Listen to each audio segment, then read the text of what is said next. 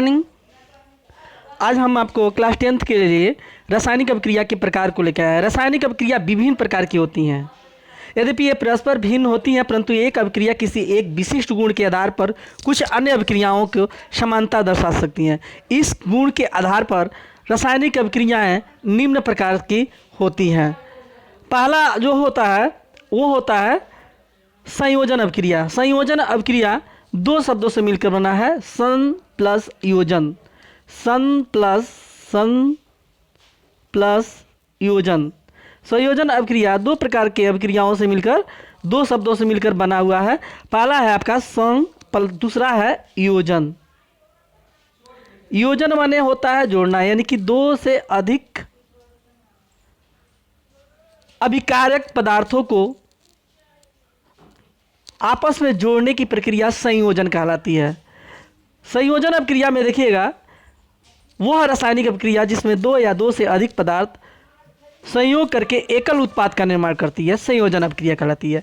इन अभिक्रिया में कोई सह उत्पाद बाई प्रोडक्ट नहीं बनता है। जैसे एक एग्जाम्पल हम लेते हैं NH3 का, अमोनिया का, HCl का। अगर अमोनिया को HCl में भीगी हुई क्षार, अमोनिया के भीगी हुई क्षार के साथ HCl में ले जाने पर सफ़ेद धुआं मिलती है, जो अमोनियम क्लोराइड होता है। इस अमोनियम क्लोराइड सफ़ेद धुआं उत्पन्न होता है। तो ये क्लियर होता है कि ये जो है कि संयोजन अभिक्रिया है, अमोनियम क्लोराइड का एकल उत्पाद बनता है। दूसरा हमारा अभिक्रिया होता है वो होता है वियोजन अभिक्रिया। वियोजन अभिक्रिया में होता क्या है कि किसी बाह्य कारक के कारण, जैसे ताप, दाब, सनलाइट, विद्युत द्वारा क्या होता है कि उसके कारण जो यौगिक होते हैं अपघटित हो जाते हैं। उसे हम कहते हैं डिकम्पोजिशन अभिक्रिया या वियोजन अभिक्रिया। वियोजन अभिक्रिया मुख्यतः दो प्रकार की होती है।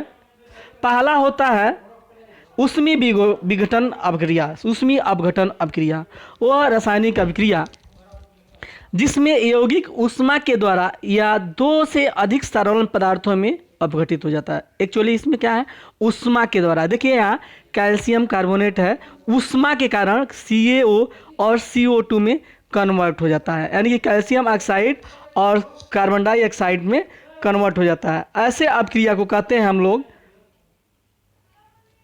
ऊष्मीय अपघटन अभिक्रिया।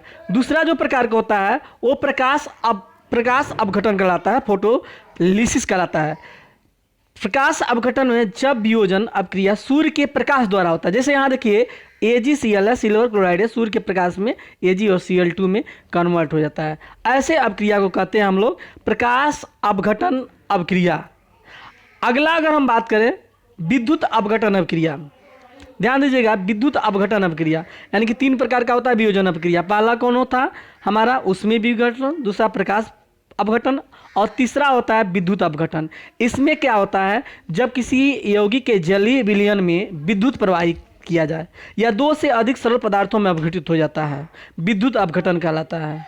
देखिएगा, अगर एक एग्जाम्पल लेते हैं, जब अम्लीय जल में विद्युत धारा प्रवाहित होती है तो जल हाइड्रोजन और ऑक्सीजन में अपघटित हो जाते हैं। देखिएगा, अगर विद्युत अपघटन कराना होता है तो एक इस प्रकार का एक पात्र लेते हैं, बीकर लेते हैं। बीकर में दो इलेक्ट्रोड और कैथोड, एनोड और कैथोड, एनोड और एक कैथोड डालते हैं और इसमें जो है कि विद्युत धारा सेल लगा देते हैं।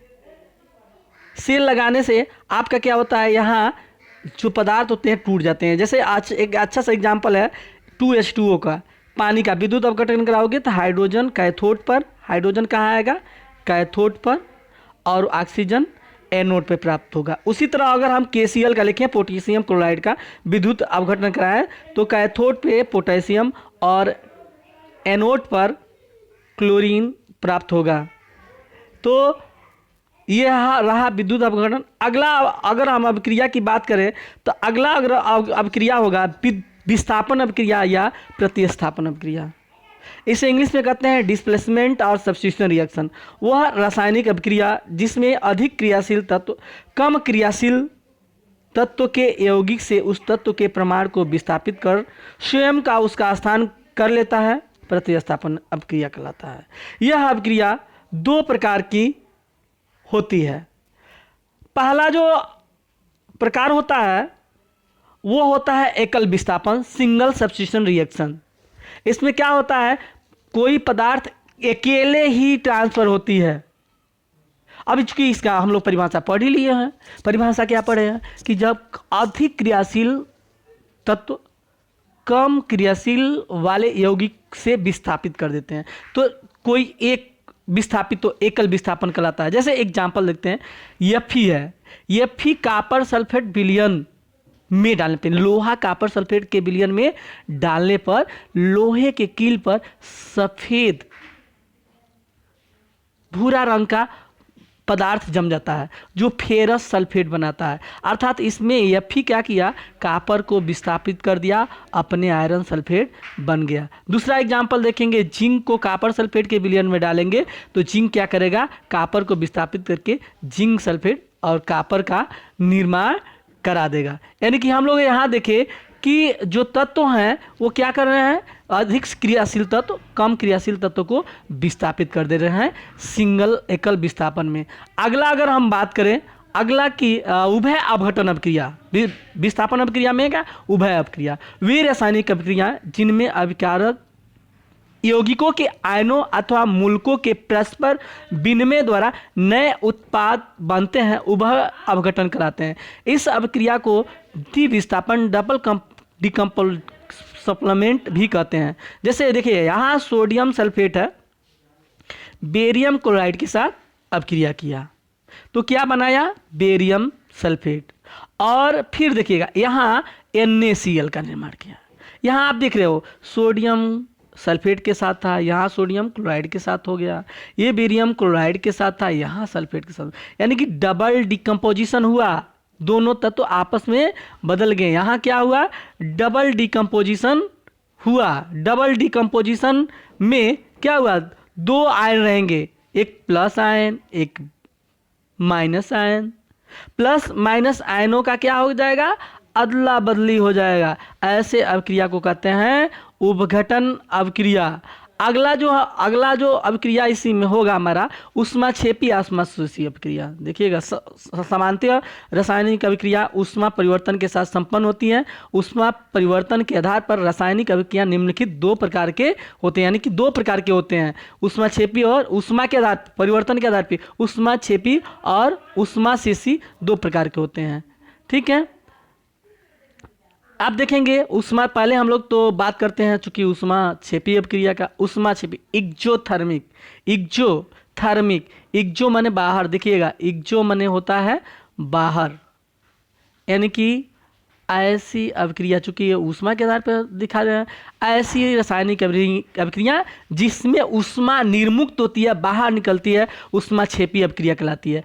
इनमें ऊष्मा के मात्रा को उत्पादों की ओर धन चिन्ह के साथ दर्शाते हैं। जैसे एक एग्जाम्पल है ग्रेफाइट ऑक्सीजन के साथ, अगर आप वायु में जलाते हैं, ऑक्सीजन के साथ जलाते हैं तो कार्बन डाइऑक्साइड और 94 किलो कैलोरी ऊर्जा निर्मुक्त होती है। तो ये क्या आप किस में दर्शाएंगे, हम लोग प्लस में दर्शाएंगे, निर्मुक्त होती है। और ऐसी अपक्रिया वो क्या कहलाती है, ऊष्माक्षेपी अपक्रिया कहलाती है। अगला हमारा अपक्रिया होगा ऊष्माशोषी अपक्रिया। इसको इंग्लिश में बोलते हैं इंडोथर्मिक। इंडो माने अंदर, ऐसी अपक्रिया जिसमें ऊष्मा क्या हो, उस रिएक्शन में कंप्लीट हो रहा हो, सिस्टम में मिल रहा हो, ऐसे अपक्रिया को कहते हैं ऊष्माशोषी अपक्रिया। रासायनिक अपक्रिया जिसमें ऊष्मा का अवशोषण होता है, क्या होता है, जिसमें ऊष्मा का अवशोषण होता है, ऊष्माशोषी अपक्रिया कहलाती है। ऊष्माशोषी अपक्रिया निम्न ताप पर अस्वस्थ हो जाती हैं तथा उच्च ताप पर स्वतः होती हैं। इनमें ऊष्मा की मात्रा को उत्पाद की ओर माइनस चिन्ह की ओर दर्शाते हैं। किस चिन्ह से दर्शाते हैं, माइनस चिन्ह से दर्शाते हैं। देखिए अभी इसके पहले आप देखे थे ऊष्माक्षेपी अपक्रिया, क्या देखे थे, ऊष्माक्षेपी अपक्रिया। ऊष्माक्षेपी अपक्रिया को हम लोग कैसे दर्शाते हैं, प्लस से दर्शाते हैं। कैसे दर्शाते हैं, प्लस से दर्शाते हैं। जबकि अभी आप ऊष्माशोषी अपक्रिया देखिए कैसे दर्शाते हैं, माइनस से दर्शाते हैं। ऊष्माक्षेपी अपक्रिया में ऊष्मा बाहर निकलती है, ऊष्माशोषी अपक्रिया में ऊष्मा अंदर लगती है। तो ऊष्माक्षेपी और ऊष्माशोषी में आपको अंतर स्पष्ट हो गया होगा। अगला हम लोग का टॉपिक है रिएक्शन है वो है ऑक्सीकरण और अपचयन अभिक्रिया। ऑक्सीकरण और अपचयन अभिक्रिया, ऑक्सीडेशन एंड रिएक्शन। देखिए ऑक्सीडेशन किसे कहते हैं, ये आप वीडियो देखेंगे कि किसी पदार्थ में ऑक्सीजन का योग होता है। पहला नंबर क्या है, किसी पदार्थ में ऑक्सीजन का योग होता है। दूसरा है किसी पदार्थ में ऋण विद्युतीय अवयव का वृद्धि होता है। और तीसरा हाइड्रोजन का पृथक होता है। और किसी पदार्थ में धन विद्युतीय अवयव का अनुपात में कमी होती है। अतः इन अवधारणाओं के अनुसार वो अभिक्रिया जिसमें किसी परमाणु अणु या आयनों से इलेक्ट्रॉन पृथक होते हैं, अर्थात उसमें इलेक्ट्रॉनों की कमी होती है, ऑक्सीकरण अभिक्रिया कहलाती है। तो आपको हम होप करते हैं कि आपको ऑक्सीकरण अभिक्रिया समझ में आ रही है। तो अगला अगर हम इसका एग्जाम्पल देखें, एग्जाम्पल आपका होगा SnCl2 प्लस Cl2 SnCl4। यहाँ देखिए Cl2 का क्या हो रहा है, बढ़ रहा है, तो ये क्या कहलाएगा, ऑक्सीकरण अभिक्रिया हो रहा है। यहाँ भी ऑक्सीकरण प्रक्रिया हो रहा है, यहाँ भी ऑक्सीकरण। देखिए ऑक्सीकरण को उपचयन भी कहते हैं। एनसीईआरटी में हमारे ऑक्सीकरण हम तो यहाँ कर रहे हैं, लेकिन उसने अपचयन नाम दिया है। क्या नाम दिया है, अपचयन नाम दिया है। तो अपचयन नाम दिया है, तो हम लोग अगला जो टॉपिक होगा वो होगा अपचयन अभिक्रिया। अब देख लेते हैं अपचयन अभिक्रिया किसे कहते हैं। किसी पदार्थ में हाइड्रोजन का संयोग हो, क्या हो, किसी पदार्थ में हाइड्रोजन का संयोग हो। दूसरा, किसी पदार्थ में धन विद्युतीय अवयव का अनुपात में वृद्धि हो। इसके पहले देखे थे, इसके पहले आप देखे थे ऑक्सीडेशन में, उपचयन में, कि उसमें क्या हो रहा था, धन विद्युतीय अवयव का कमी हो रही थी। यहाँ पे क्या हो रहा है, वृद्धि हो रहा है, ऑक्सीजन उसमें संयोग हो रहा है। तो यहाँ देखिए किसी पदार्थ के ऑक्सीजन का पृथक हो रहा है। ऑक्सीकरण में संयोग होता है, लेकिन अपचयन में क्या होता है, पृथक होता है। किसी पदार्थ के ऋण विद्युतीय अवयव का अनुपात में कम हो जाता है।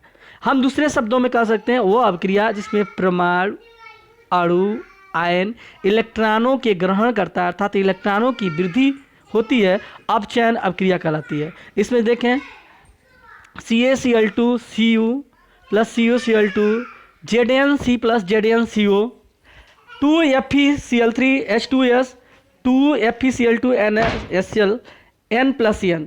यहाँ ये सब क्या है, अपचयन अभिक्रिया आपका है।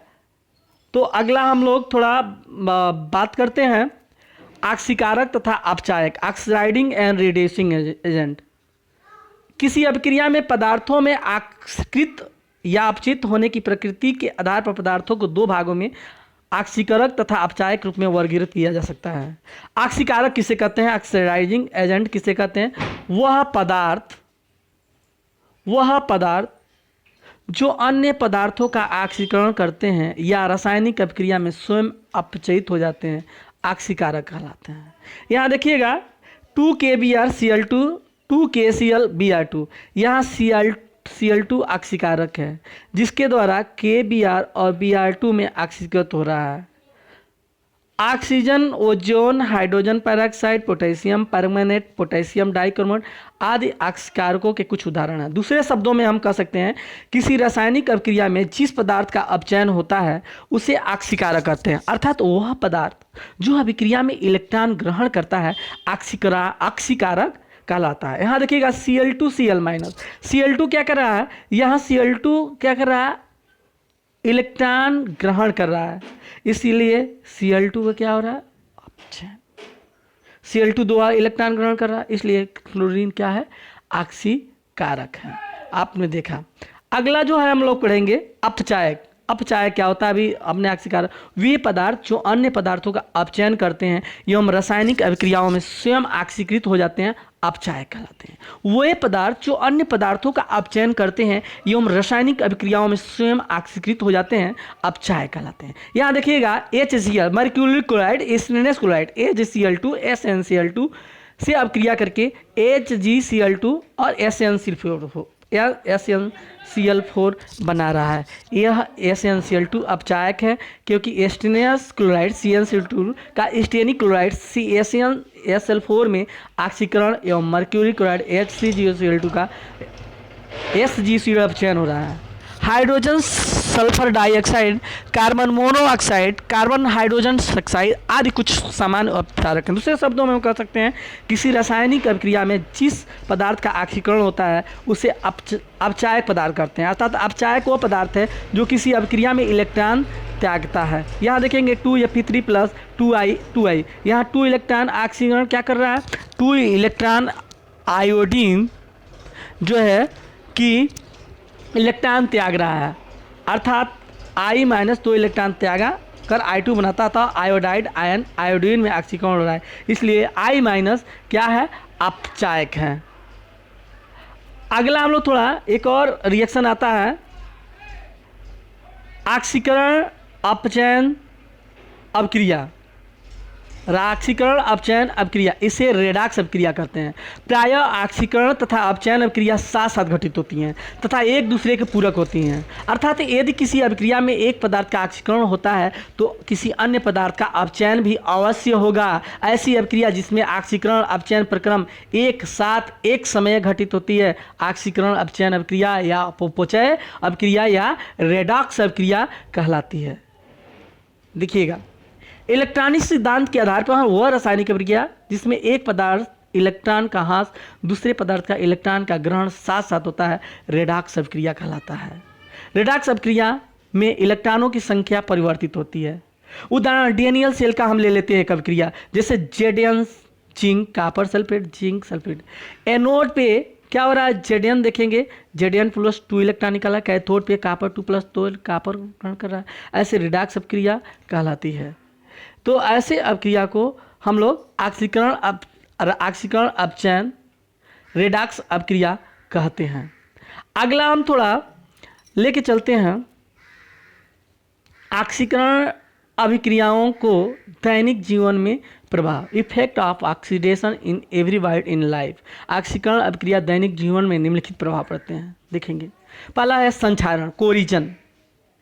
कोरिजन जानते हैं वो अभिक्रिया जिसमें धातु वायु को ऑक्सीजन, नमी या अन्य रसायनों से धीमी अभिक्रियाओं द्वारा धीरे धीरे नष्ट हो जाती है, संक्षारण कहलाती है। जैसे लोहे पे जंग लगना, चांदी के आभूषण पर काली परत का जमना आदि। संक्षारण को धातु कर पेंट करके मिश्रित धातु बनाकर आमदन धातु रोका जा सकता है। अगर अगला बात है विकृति गंधिता, कई बार पूछा है, देखिएगा, खाद्य पदार्थों में उपस्थित तेल तथा वसा के मंद धीमे ऑक्सीकरण उनके स्वाद तथा गंध बदल जाना विकृतिगंधता कहलाती है। विकृतिगंधता का कारण वायवीय ऑक्सीकरण होता है, अर्थात वसा युक्त अथवा तेली खाद्य सामग्री जब लंबे समय तक खुला रह जाता है तो यह ऑक्सीकरण के कारण विकृतिगंधी तथा खाने योग्य नहीं रहती है। उदाहरण, पानी तथा पनीर खुले रहने पर विकृतिगंध देने लगती हैं, मुख्यतः गर्मियों में।